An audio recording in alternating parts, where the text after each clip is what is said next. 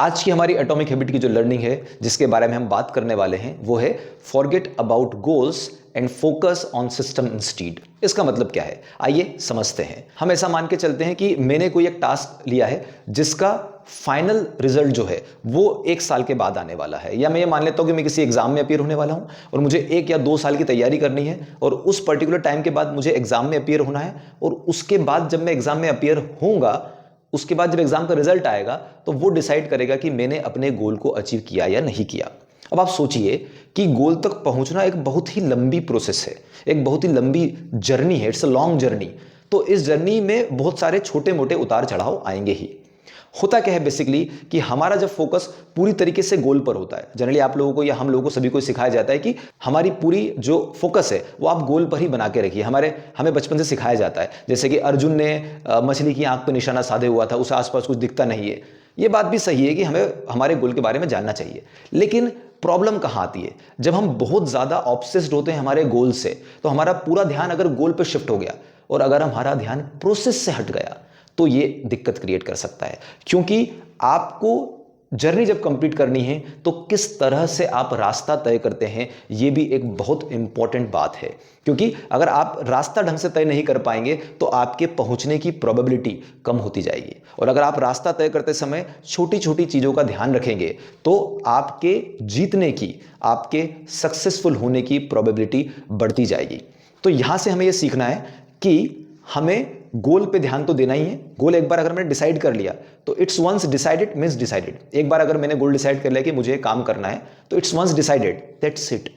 अब मुझे फोकस करना होगा सिस्टम पे। सिस्टम यानी कि किस तरह से इस गोल को मैं अचीव करने वाला हूं, वो सिस्टम अब मुझे बनाना है। तो सिस्टम बनाने के लिए क्या करना होगा, मुझे अपने जर्नी को छोटे छोटे माइलस्टोन्स में तोड़ना होगा और हर एक पर्टिकुलर माइलस्टोन के लिए मुझे भरसक प्रयास करने होंगे, मुझे मेहनत करनी होगी और एक सिस्टम डेवलप करना होगा जिस सिस्टम से मैं इस जर्नी को कंप्लीट कर पाऊं और अपने गोल तक पहुंच पाऊं। एक एग्जाम्पल से इसको फिर से समझ लेते हैं। जैसे कि एक एग्जाम्पल लेते हैं, कोई एक पर्टिकुलर स्टूडेंट है जो किसी एक पर्टिकुलर एग्जाम को देने वाले हैं और उस एग्जाम के बाद में उन्हें एक बहुत बड़ा कॉलेज मिलने वाला है।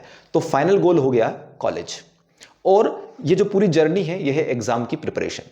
तो एक बार अगर ये डिसाइड कर लिया गया है कि मुझे एक पर्टिकुलर कॉलेज लेना है, तो once goal is decided, now that's it. अब उसके बारे में बहुत ज्यादा बात करने की जरूरत नहीं है।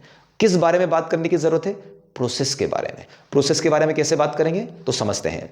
तो सबसे पहली जो स्टेप होगी वो ये होगी कि जिस एग्जाम की मुझे प्रिपरेशन करना है उस एग्जाम का पैटर्न क्या है, उसकी तैयारी कैसे की जाए, मुझे पूरी रिसर्च करनी होगी कि वो एग्जाम की तैयारी कैसे की जाती है। दूसरा, रिसोर्सेज क्या होंगे जिनकी हेल्प से मैं उस एग्जाम की तैयारी करूंगा। तीसरा, एग्जाम का पैटर्न क्या होगा और कौन ऐसे स्पेशलिस्ट हैं इस फील्ड में जो मुझे गाइड करेंगे या जिससे मुझे गाइडेंस लेने की जरूरत है। चौथा, मैं अपने गाइडेंस की तरफ जाऊंगा, यानी कि मैं ऐसे मेंटर से मिलूंगा जो मुझे उस पर्टिकुलर डायरेक्शन में गाइड करना चाहते हैं या फिर जो उनका प्रोफेशन है।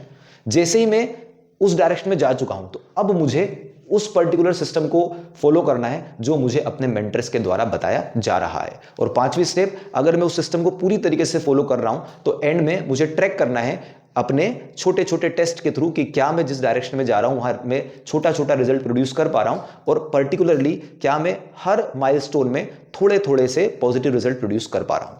तो अगर मैंने इस सिस्टम पे ध्यान दिया है तो एंड में मेरा एग्जाम अच्छा जाने से कोई रोक ही नहीं सकता। और ऑब्वियसली अगर मेरा एग्जाम अच्छा गया है तो मेरा रिजल्ट अच्छा आएगा ही, और अगर मेरा रिजल्ट मेरे मुताबिक आ गया तो फिर मुझे अपना गोल मिल ही जाएगा। तो इस सीख को याद रखिए कि गोल सेट करने के बाद आपको प्रोसेस पे, यानी कि एक सिस्टम बनाने की जरूरत होती है और उस पे फोकस करने की जरूरत होती है। इसका बहुत ध्यान रखिए और अपनी मंजिल की ओर बढ़िए। Keep learning.